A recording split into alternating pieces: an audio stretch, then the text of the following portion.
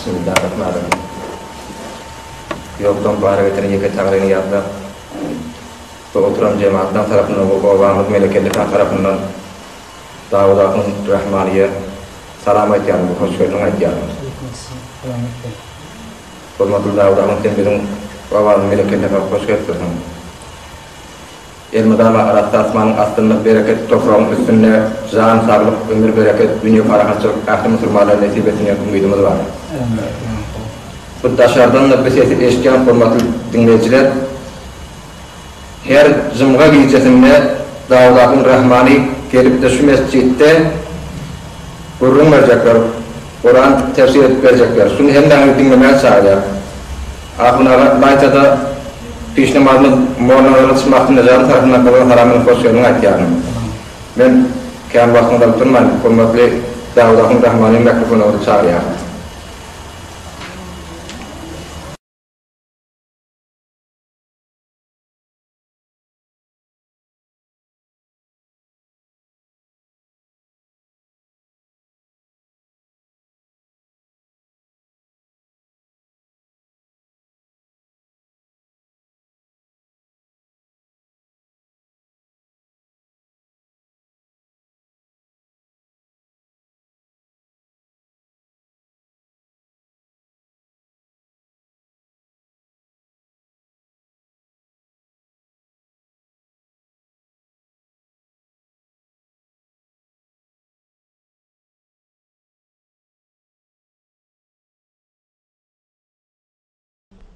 أعوذ بالله من الشيطان الرجيم بسم الله الرحمن الرحيم الحمد لله الذي خصنا بتعليم القرآن العظيم والصلاة والسلام على من تلقى القرآن من لدن حكيم عليم وعلى آله وأصحابه المجودين للكتاب المبين والتابعين لهم بإحسان إلى يوم الدين أما بعد فقد نتلو عليكم آية من ذكر حكيم أعوذ بالله من الشيطان الرجيم بسم الله الرحمن الرحيم والعصر إن الإنسان لفي خسر إلا الذين آمنوا وعملوا الصالحات وتواسوا بالحق وتواسوا بالصبر صدق الله مولانا العظيم وضل وشسن hurmatly we mehreban dogallara ikramen we ihtiramen salam berýän assalamu aleykum we rahmetullahi we berekatuh. Allahu tebareke ve taala Allahu Zülcelal barimizden hemmemizin etýän taat ibadetlerimizi, hayrat-ı hasenatlarimizi we ilaytida bir mübarek ayın içinde Muharrem ayı ki mun içinde yani Aşura geçti, Tasu'a geçti. Mun içinde bir tutmalı aradalı vadi, okuymalı namazlı vadi. İnşallah hemmesini Allah tebareke ve taala öz azamatlı dergahına kabul ve makbul eylesin. Ve inşallah inniki etsek ibadetlerimizi yani özü tevfiqin versin.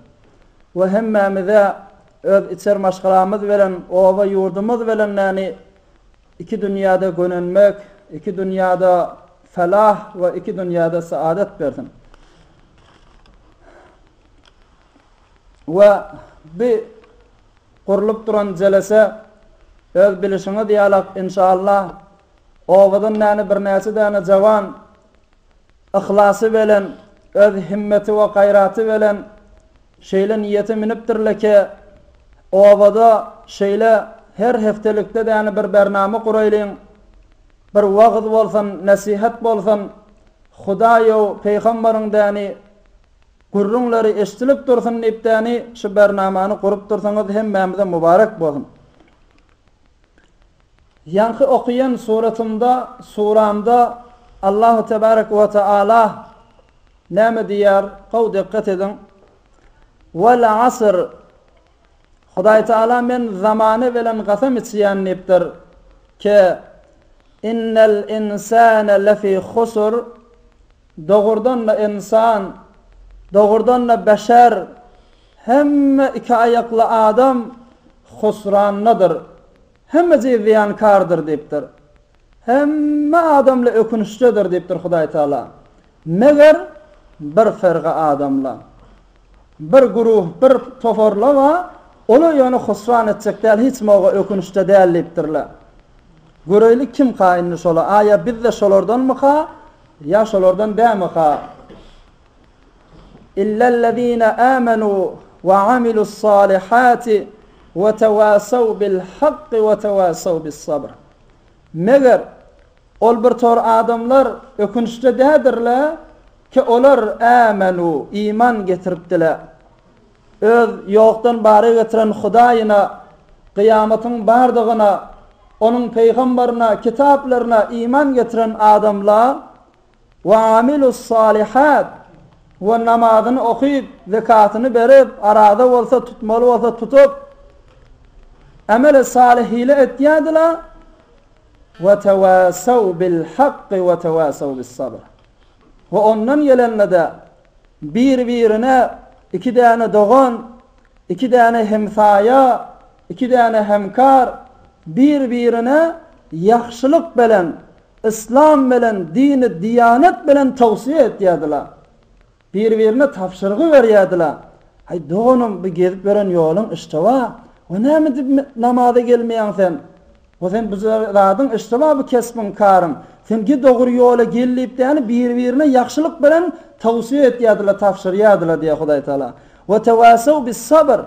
Bir moğa doğanla da yani bir müşkili düşen olsa, bir kıyınçılığa da yani giriftar bolan olsa, ay sabret cezasını inşallah ahirette Hudaydan görürsün deyip de yani birbirine gelip de yani tavsiye etiyadiler, sabretme veren diye Huday Teala. Şu ferqi adamla ökünçte değildirler, husranlı değildir diye. Qav dikkat edelim. İnni elhamdülillah biz hemmemiz amelu ve amilus salihatten buluvatıyız. Hemmemiz mu'min ve muslim ve Hudayın emelleyen, amel-i salihi diyen zatlarını etiyaz. İnni gelin, gayrat edin ve edip de otuyunuz ve tevasav bil haqqi ve tevasav bis sabırda da kaimdir öyleyin. Birbirimize yaxşılık bilen, qavluk bilen, dini diyanete gelmeklik bilen tavşiraylayın. İşte kavşu baharatda gurrunlarını eder. Ama ey seni mu'min, seni muslim, aya öz adını kim mu'min o muslim deyip aydılıya tanıyas mı? Yani imanı bilyas mı? İmanın derecesini, imanın makamını ve şerefini aya iftihar etiyas mı şu mu'min diyen adımıza ve vakaen iftihar etmeli kelime. Ki her kime Huday Teala nefip etmeye bu kelimeni. Bize mu'min deyilip takılıptır, muslim deyip ad koyuluptır. Qav düşüneylin şu gurruna.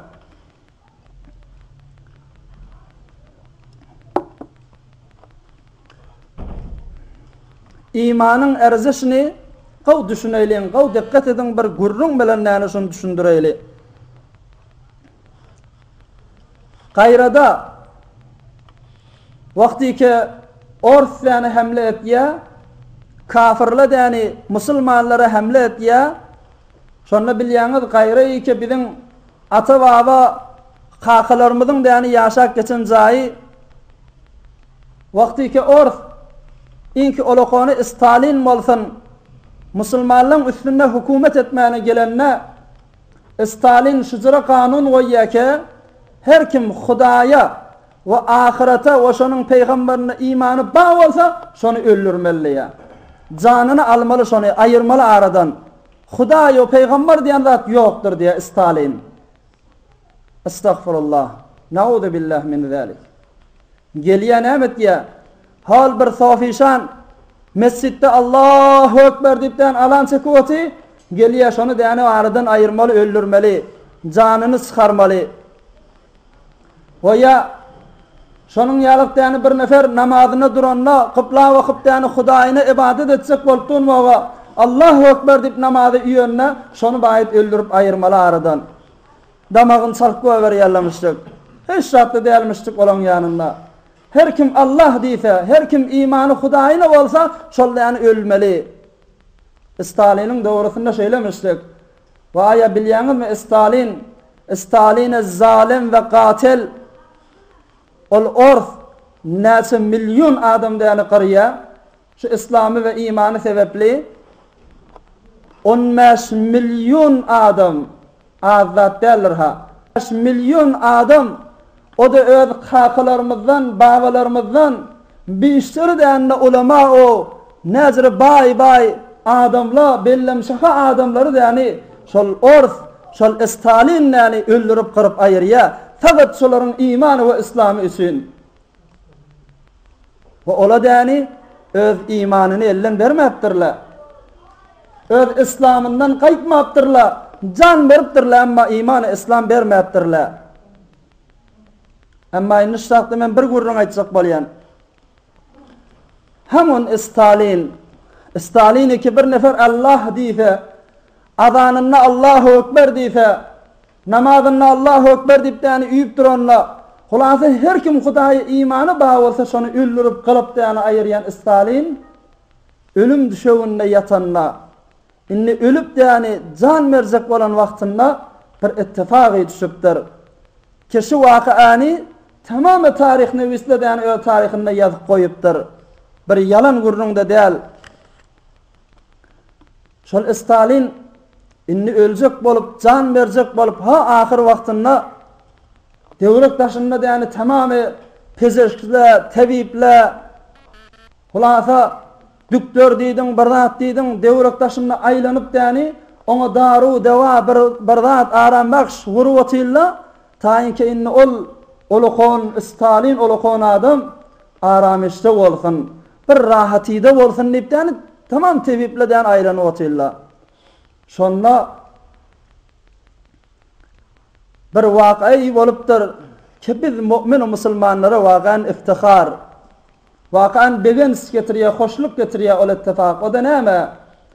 Stalin öljek bolanda dodagyny däni gymyllatýanmyşdyk, bir zat diýip duranmyşdyk, bir zat bilen keplýänmyşdyk Stalin.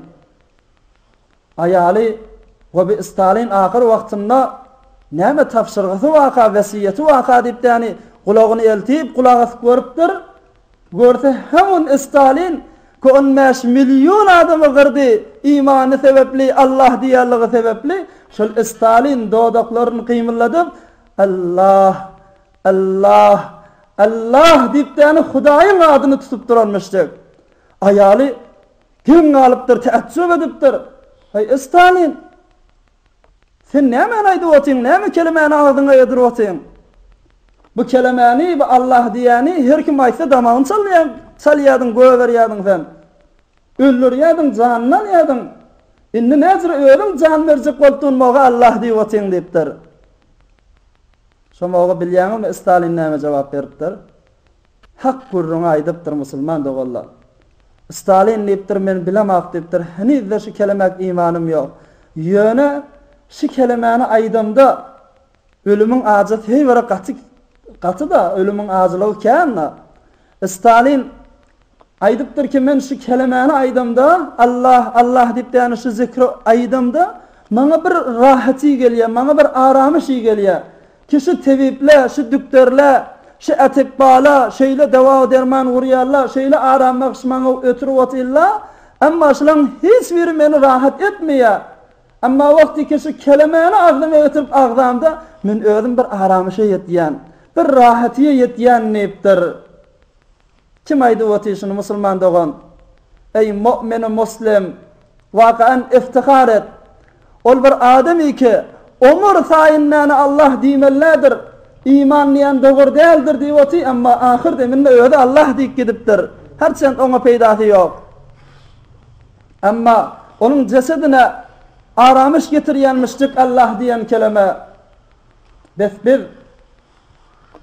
Bizinki mümin, bizinki muslim, musulman adamız we mümin adamız we gaty iftihar etmeliler. İnnel insane lefi khusr. Hemme insan, hemme beşer, hemme iki ayaklı adam husranlıdır, ökünçlüdürler, ziyankardırlar, ahir bir gün ökünecektirler. İllellezine amenu.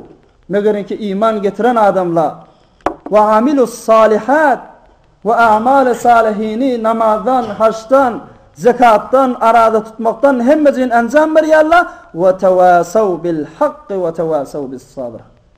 Bize beter muhim däni gerek ýerde şaý.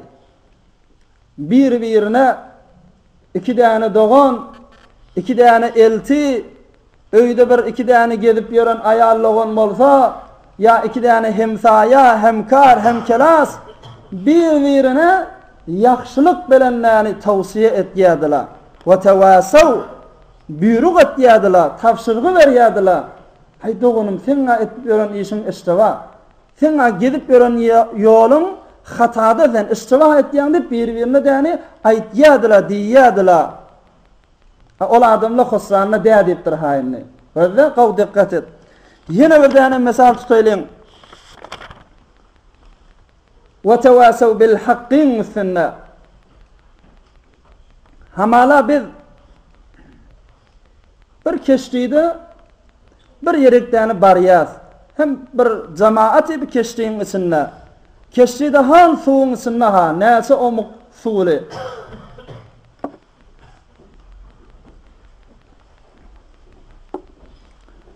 Şo keşdiğinin içinde dikkat edin. Her kime bir sehmi berilipdir. Mesela keşdi tabiği bala ve tabiği payin ma. Bir nesile tabiği balasın notilla, bir nesile tabiği payin notilla. Her kime bir yarım metr, 1 metr ýalyk yer berilipdir, oturmaly zay. Inni wezem biz bayat ve tevasaw bil haqqi ovada bir-birimize yaxşylyk bilen tawsiýe etmeli. Bir nefer bir fesatçılık etsek bolsa ovada, bir biderek zatlar ova getirjek bolsa, ay ol özi bilýär. Ay ol özi gunahyny özi yanar. Odyna däni özi yakar. Özi däni yanar. Bize näme reptuwa diýmeler? Eger bir nefer bir ova däni bir fesady getirse, hükmen bilin biz özümüz de şo fesada mubtala bolýar. Aha. İnni şo keşdiğinin içinde bir näsile tabiği balasyny notilla, bir näsile tabiği paýyny notilla. Tabiği paýynnäki oturan adamlaryň birisi bir sebepli däni paltany alyp da şu keşdiğini vurup da dewmäne dursa, men aşdakdan bir suw çykarjak, bir zat etjek, kulağy suw gerekmişdik, gelip keşdiğini awrady oty, keşdiğini deşip oty paltasy bilen suw gerek diýip meselen. Biz bir bozgakçylyk edip oty. Şomaga eger däni ýan tewregindäki adamlar diýseler, ay ol näme oturan jaýyny deşýär, bize näme diýip bilerlermi? Ýok. Eger däni şol oturan adam tewregindäkile däni ay oturan ýerini deşýär diýip däni ähmiýet bermeseler, o keşdi deşiler, netijede näme bolar? Hemme suw däni keşdiň içine girip, hemme kişdäni ol derýanyň içine garp bolmalylar. Şonuň ýaly onun hemmesi de husranna bolmaly ha. Inni wala şaýyn dikkat edin. Innal insana lafi khusr. Hudaý Taala näme dedi? Hemme insanlyk husranna dedi. Eger şu keşdi deşilip däni hiç kimde şoň ewine geçmese, ay sen beýtme, sen edip duran işin istewa, sen hatakar, hata edip duň diýip däni şoň ewine geçilmese näme der? Keşdi deşiler. Der netije keşdiğin içine su alıp däni hemmesi däni husranna bolar. Hemmesi ziyan çeken we hemmesi gark bolýan adamlar bolar. Amma şolaň içinde bir näsele, şu keşdiğin içinde bir näsele çykyp da gelip hay dost, inni we tewasaw bil haqq eden adamlar ökünüşde diýdi Hudaý Taala. Hay dost, sen etip duran işin istewa, o su gerek bolsa falan ýerde bar ahyrin. Bawa sen onu derşme, sen istewa etýän, hata etýän.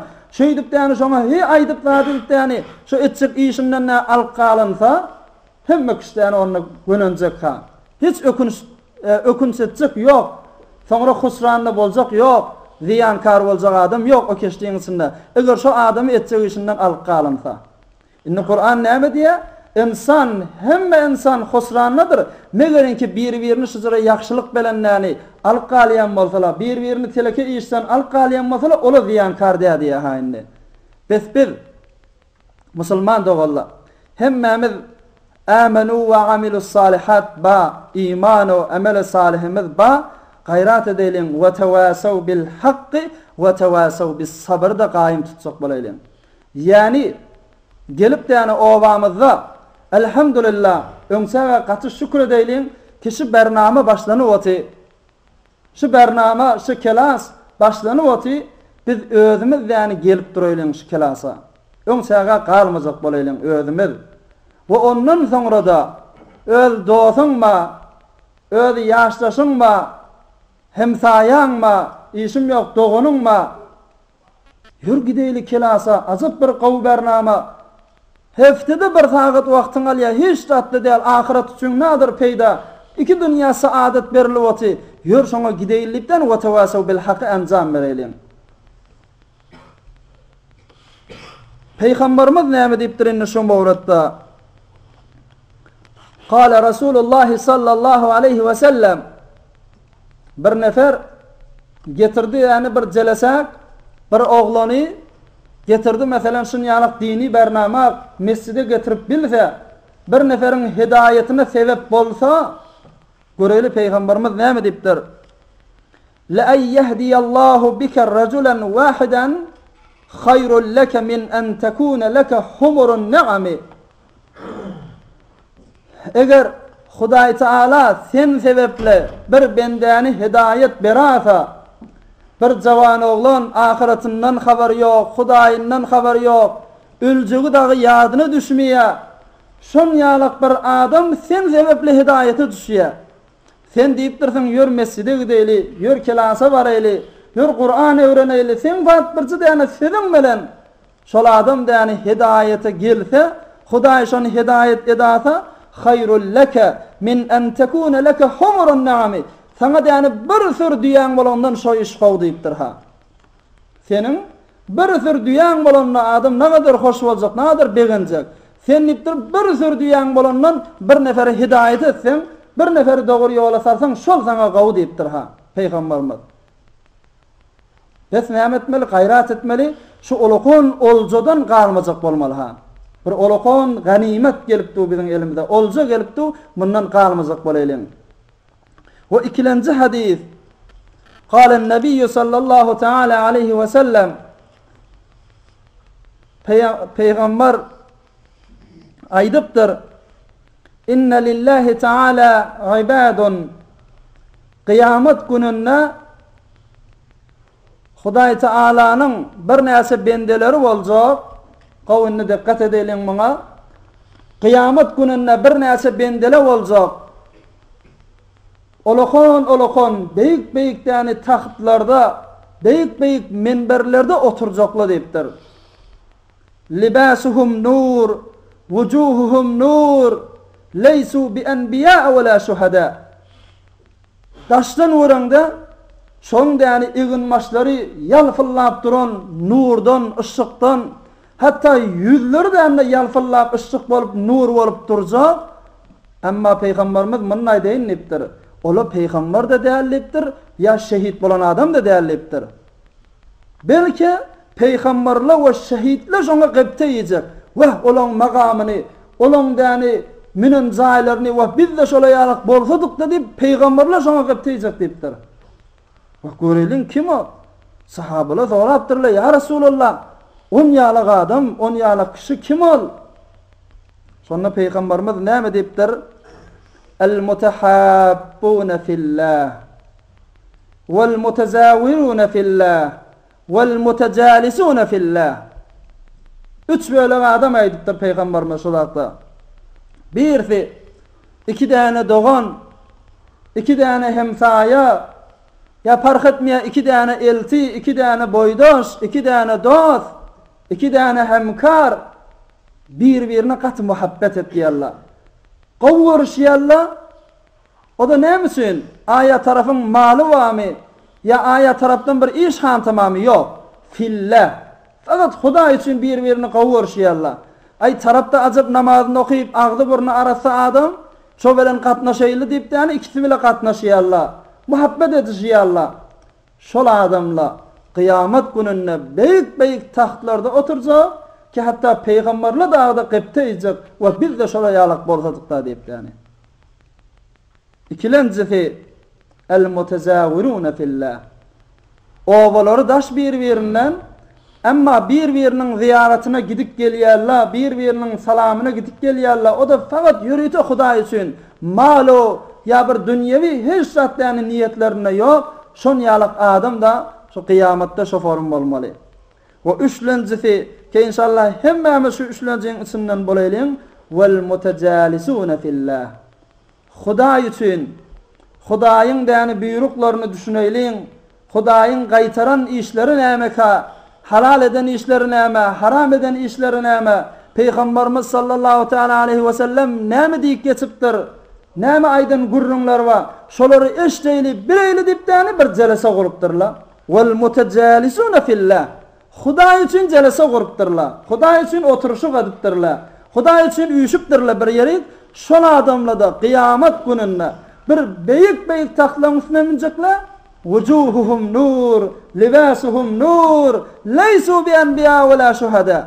Aslan yüzleri, gözleri, egin başları nurdan yalfallap durjak. Özde peygamber şehit de del. Belki peygamber şehit şoňa gyp etjek we biz de kıyamet gününe şuzra bolsak da diýip däni. Hudaý Taala hemmemize bu uly magamla däne nasip etsin. İnşallah bu heftede şu ilmin, şu oturuşugumyzyň däni näme behwitleri var, näme peýdasy var, şu mawratdan gurrun edip otýar. İnşallah ahyrına çellenine bir-iki däne gurrun bilen näni soňlar. Ýöne inniki hefteden beýlek, şu zira özüňiz bilişiňiz ýalyk, erti jumga diýilen gije, jumga gijesi ýa penşembe gijede diýsen boljak, şunu ýalyk oturuşugumyz her heftede ba galmany gelewerin inşallah. Fakih Ebu Leyth Semerkand diyen adam, Semerkand'ın bir ulukun ulamalarının biri, Ebu Leyth dip ad berýärler. Ol adam öz Tenbihul Gafilin bir kitabı var.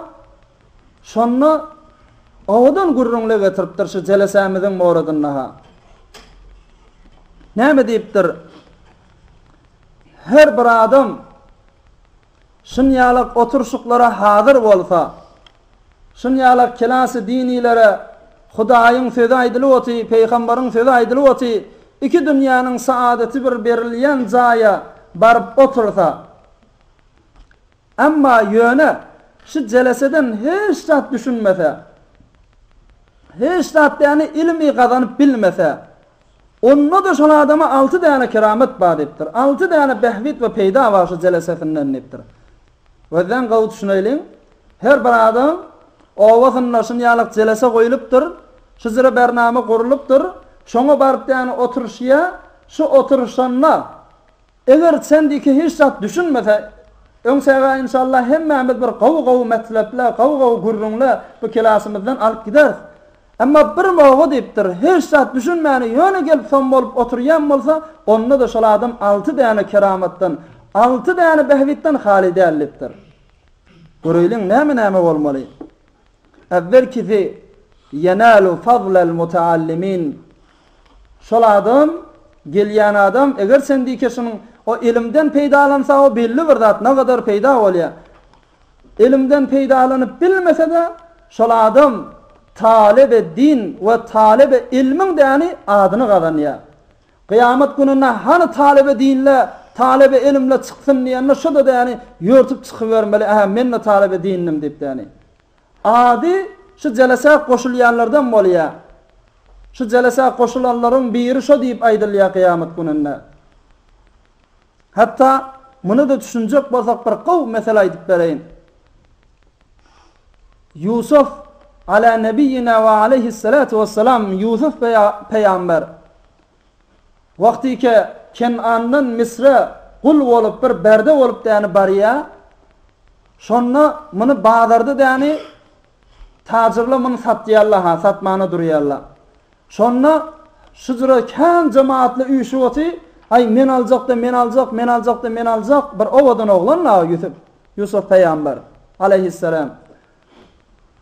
Şonu qyýgyrlypdyr, her kim müşteri bolup däni aly biljek bolsa bir gapdala süýsün diýipdirler. Tamaşagerler bir gapdyrlar, kim alar karşı Yusuf peýgamber diýip däni. Aljak bolýan adamlar bir gapdala süýsün diýipdirler. Şonda men diýen baýla falan ila Misr'in olokon bayları däni eşrafzadaları saylantyrylaha bir gapdaly. O telahu cevahirat näse berjekler belli dä bir yüz peýgambera. Son owadan oglan bolansaň.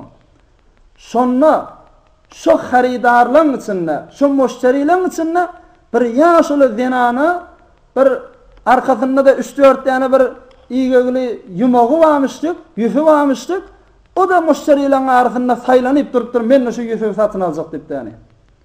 Biri elinden kaptandan elinden tutup çekipdir, "Hey, taýda" diýipdir. "Sen näme olaň arasynda barýaň" diýipdir. "Onu men de satyn aljakşyn" diýipdir. "O näme berip" diýipdir. "Şu yumagymy berip aljak" diýipdir. Ha. 3-4 tane yumagy bolmaly iýgegli. "O taýda" diýipdir. "Muny däni falan baýla däni müşteri bolup aljak bolup otyrlar. Biz sen alyp biljekmiş" onu diýipdir. Şonda näme diýipdir ol ýaşul denana? "Gaw dikkat edin gözle. Ýaşul denana" diýipdir. "Men alyp bilmejegimi bilýän" diýipdir. "Şu müşteri bolup saýlanyp otyrlar, bula da hiç bir alyp bilmeýärler. Sen birji nefer alýar ahyrym" diýipdir. "Başga hemme galanlary alyp bilmäni galýar" diýipdir. "Ýöne şu alyp bilmedikler, şular da haridar Yusufdy.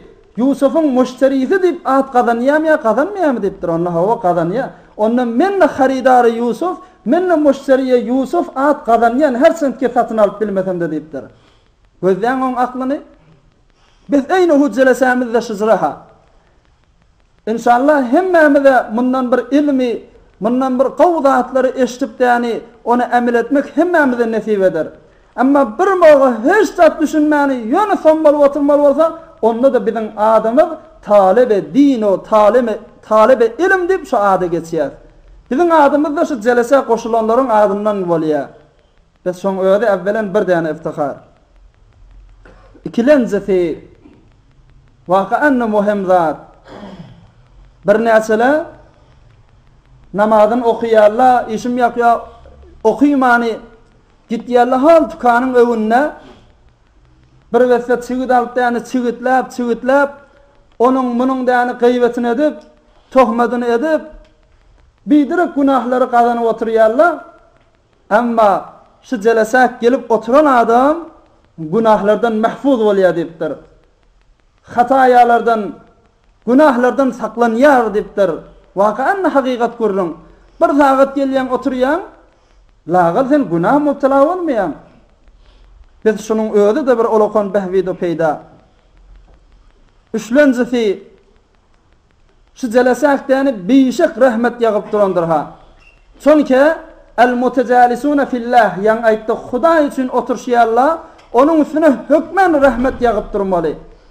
Onun şol adamyň üstüne de rahmetin aşagynda bolýar ha, Hudaýynyň rahmetiniň aşagynda. Onun dörtlenjisi öýünden çykyp gaýdanla Hudaý Taala öýünden çykyp gaýdanla däni men Hudaýym peýgamberiň däni kelasyna goşulaýyn diýip däni gelýär. O mowgada şoňa däni näşdäni sogap we näşdäni rahmet ýazylýar diýipdir. Onun beşlenjisi madami ki şu jelesede oturýar, hala bir saat bolsun, yarım saat bolsun, şu jelesede oturýar, evvelen ta ahyrına çelin sogap ýazylyp durulýar. Näme diýip? Mescidin içinde däretlice, näzir ýaxşy adamlaryň içinde Hudaýyň sözi eşdilypdy, kelamy okulypdy, peýgamberiň sözi eşdilypdy. Şon ýalyk jelesede huzur taballagy sebepli evvelen ahyrına däni şoňa name amalyny sogap ýazylyp durulýar. O da bir olokon olsa. Ve ahir altılancısı bişek şunu bilin, şun ýalyk el-mutejalisuna fillah bolup däni Hudaýyň ähkamatlaryny, Hudaýyň fermaýşatlaryny eşdeýnip däni oturuşyp etýän adamyň arkasyndan bir ferişte gelip däni sifalýar diýär. Bir ferişte berekella diýip däni arkaňa gurulýar. Eýne hu şoň ýalyk bir ferişte arkaňdan sifalap oturýar. Şol adam eger sen diýip kişi ilminden peýdalanyp bilmese de arkasyny ferişte sifalap oturjak diýär. Biz şu aýdanlarymyzyň hemmesini wakaen bir olokon olja, inki bäri baş kelasa koşulýan, kes kelasyny zat düşünmese de. Emma inşallah bir gaw gurrunla, gaw hekayatla bilen, gaw beýanatla bilen inşallah huzuruňyzda Kur'anyň däni näme diýen zatlaryny aýdyp da eşdirip berer. İnşallah kän peýdalary mundan görersiňiz. Ve ahirin gurrun bu da Kur'an-ı Azimuşşan vakaen bir olokon mukaddes kelam. Vakaen her kimin adı şu Kur'an'ın içinde zikir olsa ne kadar olokon iftihar, ne kadar olokon begenç. İnni Kur'an'na ilmi övüye, şunyalık celesani, celeseyi ilmi, celeseyi uhravini övüye ne diye? Hel yestevillezine ya'lemune vellezine la ya'lemun. Aya hidever bilyen adam ve bilmeyen adam den olur mu? Aya hidever namazını kav bilyen adam ya Kur'an'ını kav tilavet edip onun manasını düşünmeyen adam ve onu düşünmeyen adam den olur mu diye Kur'an.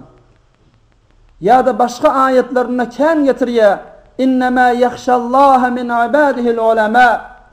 Doğrudan da hak korkmaklığı Huday Teala'dan korkuyan, Huday Teala'nın faraidini enjam verip, Peygamberin sünnetini de yani tekmil yerine getiriyen adam ulemalardır diye. Yani ulema diyen pıtakta ahum molla diye ha. Ulema her kimi ki ilmi bağ olsa, her kimi ki etmeli sogab emelleri bilyen masa şuna ulema değil ya. Ve vakaen de Huday Teala'dan çın korkmaklığı korkuyan, çın ibadet etken şol adam bolýar da. Çünkü ilmini bilýär. Hop, inni şartda bir daha aýtsak bolýan ha. Hazreti Ebu Bekir radıyallahu taala anhu. Mun kıssatyny hemmäňiz bilýäňiz diýeni men ahyrda bir netije aljak bolýan ha. Hazreti Ebu Bekir wagtike Peygamberimiz Mekke'den yani hal Medine göçmeli bolýar. Öňçek sahabalaryny iýberýär, ondan sonra ýeközi galýar da. Sonra Hazreti Ebu Bekir radıyallahu taala anhu ne etdi? Peygamber de yani bir kiysa salıp arkasına yüklep yani şöyle kafirlerin arasında gizlilikte kaçıp gitti Allah. Uzaklaştırmaylı. Hulasa yolla kafirler bilen izinden kavulayanlar öldürecek bolup sonra bula bir qarın içine girip gitti Allah. Qarın içine girenlerini sonra da yani kafirlerin atının sesi geliyor ha. Görseler yakınlaptırlar. Sonra Hazreti Ebu Bekir radıyallahu bu da yani yüreğine bir mek korku düşüyor. Bir mek narahat bolýar. O da näme üçin Peygamberimizi nizat berip bilmermi ha? Peygamberimize bir zadi bulurmu ha diýip yani bir mek korkuyor. Yüreğine bir narahaty düşüyor. Sonra Peygamberimiz diýär: "Ey Ebu Bekir, la tahzan innallaha ma'ana" diýär. Korkma ve narahat bolma ki Huday biz bilen ahirim diye. Bizim Hudaýymyz var ahirim diye. Huday biz saklar goruyor diye. Öz bilişiňiz ýalyk näme bolýar? Qaryn yani agzynda, köbeginde, sonra da yani bir kepter gelýär, ýumurka goýýar, höwürt gelýär, bir möý gelip de yani öz taryndan bir öý bejerýär. Hulasa kafirler ha psakda däw bolmaly, son kepteriň ýumurkasy wa kepter ýaty turmapdyr höwürtkesinden. Ya möýün aslan tary wa o geçen bolsa möýün tary ýyrtylmaly diýip hulasa şol atdy bilen izine gaýtdy Allah. Ýöne inni şartda bir zat aýtsak bolýan ha. Kur'an näme diýär? Kur'an-ı Azimuşşan gelýär şu iki däne adamyň, şu iki däne insanyň ki o da peýgamber o, onuň ýary ba wefa Hazreti Ebu Bekir şonuň däne gurrunny Kur'an kıssa edip däne getirýär. Näme diýär? Euzu billahi mineşşeytanirracim. İz huma fil gari iz yaqulu li sahibihi la tahzan innallaha ma'ana. İz huma fil gar ol bir wagty ki Resulullah sallallahu aleyhi ve sellem onun ýary ba wefaty Hazreti Ebu Bekir radıyallahu taala anhu şol ikisi garın içindedirler. İz yaqulu li sahibihi ol bir wagty ki Peygamber öz yoldaşına, öz ýary ba wefatyna aýtdy, la tahzan innallaha ma'ana, korkma Hudaý biz bilen nipdany aýtdy. Dip şeýdipden Kur'an indi şolaň hikaýatyny, gyssasyny getirip berýär ha. Hop. Inni şartda la tahzan innallaha ma'ana. Şu ma'ana diýeni biz bilen nidigi. Şu biz bilen ma'ana diýen kelimede kim var? Peygamberimiz ki eşref mahlukat bolsun. Onun yanında da Hazreti Ebu Bekir var. Ma'ana biz bilen yani iki nefer. Peygamber Hazreti Ebu Bekir. Xo'p. Bir gün inni bulardan näse gün ýetýär, ay ýetýär. Hazreti Abu Bakr, Hazreti Ali kerramallahu wejhu, ki peýgamberimizin körekeni hemmeňiz bilýäňiz. Ona aýdypdyr, ey Hazreti Ali diýipdir. Waqan günün ýaň aýp sen diýipdir. Azap derejeleň ma sen diýipdir Hazreti Ali'ye. Hazreti Abu Bakr aýdypdyr. Ona jyra we onda diýipdir sen peýgamberimizin diýipdir, peýgamberimizin peseremusu bolýan, körekeni bolýan. Dünýäň ýüzünde Hazreti Meryemden sonra behterin zenany Hazreti Fatymanyň adamsy, Seyyid-i Şubab ehlil cenne, şuhada-i rah-ı İslam, Hazreti Hasan Hüseyin'in sen dädesi, ulası sende ne kadar derece makam var diýipdir. Hazreti Abu Bakr, Hazreti Ali'ye diýipdir haýynny. Şonna Hazreti Ali näme diýipdir inni wezem? Ey Hazreti Abu Bakr diýipdir. Aya meniň şu makamlarmy ki peýgamberiň körekeni bolmaly, Hazreti Bi Fatmanyň adamsy bolmaly, Hasan Hüseyniň dädesi bolmaly. Şunýalyk ulukon magamy sen bir zat bilen çalyşmakmy diýipdir. Wa o näme diýipdir? La tahzan innallaha ma'ana. Sen şu aýa bilen çalyşmakmy şu magamlar diýipdir. La tahzan innallaha ma'ana. Korkma, narahat bolma, Hudaý biz bilen niýe? Şu ma'ana diýen kelimede sen bilen peýgamber ba, aýa şu kelime bilen şu magamlary çalyşmakmy diýipdir. Aqlanra işare kafis. Hemmeňi düşünýändir taňam näme diýjek bolýan. Hal yestawillezina ya'lemun wellezina la ya'lemun. İnnemâ yakhşallâhe min ibâdihil ulema. Bizim adlarımız ki ilmi ba adam bolýar, gelipdir Kur'an'ın içinde zikr bolupdyr ha. Ya yanka ayette illellezîne âmenû ve amilussâlihâti ve tevâsav bil haqqi ve tevâsav bis sabr. Biz bir-birimizi yaxşılık bilen tawsiye edip otursak, bir-birimizi yani sabretmek bilen tawsiye etsek, tavşyrygy bersek, biz şu aýanyň içindäki mezmun yani bize eşara. Hem senaniki la tahzan innallaha ma'ana Hazreti Abu Bakr eşara bolşýarlar. Aýanyň Hazreti Abu Bakr çalyşybilärmi? Ýok, çalyşybilmär ha. Inni biz ýanida. We zäňni biz de şu oturşygymyzy gelip däni bir bidirek bağışlan ha bir mubtezil filmle veren, bidirek gurrunle veren ve oturuşukla veren ve bidirek celesele veren hiç moga çalışmar. Mun ýalyk olokon derejäni, mun ýalyk olokon magamy ki Hudaý Taala bize müyesser edipdir, inşallah elden bermer. İnşallah. Hudaý Taala hemmemize däni öz iman o İslam diýen müşerref zadynyň aşagyny bolup däni, hemişe mu'min o muslim bolup däni, Hudaý Taalanyň ibadetini dogurluk suratynda bitirmek hemmemize müyesser etsin. Hemmemize däni ayrıljak wagtymyzda iman we ayrılamyzdan soňra ahiretde däni peýgamberimiziň şefaati we Hudaý Taalanyň jamalyny görmek hemmemize nasip etsin. Hemmemize şunýalyk gaw jeleseleri yani goşulyp da mundan peýdalanmaklygy yani müyesser etsin. İnşallah ýanka aýdyşymyz ýalykda şuzura habar berersiňiz dost oglanlara, öz hemkaryňyz bolar, hemsaýaňyz bolar. Hatda bir melekellefe owany diýmäliň, gideýliň olowalara habar bereyliň şunýalyk jelese ba, gelin oturşyk edeýliň, heftede bir sagat oturşyk etýäsip yani şu jeleseňizde hewara kuşaş edin inşallah. Hudaý Taala hemmäňizden kabul etsin. Bir elhem 3 tane kulalla okuyelim. Taýinki bu owadan da dünýäden giden dädemiz vardır, kakymyz vardır, garryjymyz var, doganymyz var, ýoldaşymyz, dostumyz. Hulasa dünýäden giden ba hemme jeýde hantaba, maksusan şunýalyk jeleselerden hantama bolup otylar. Hemmemiz bir elhem 3 kulalla okuyelim. Olam inşallah ahun nädimiz dua edip berer. Biz de amini verenläni jelesany hatm berer. Okuýberem.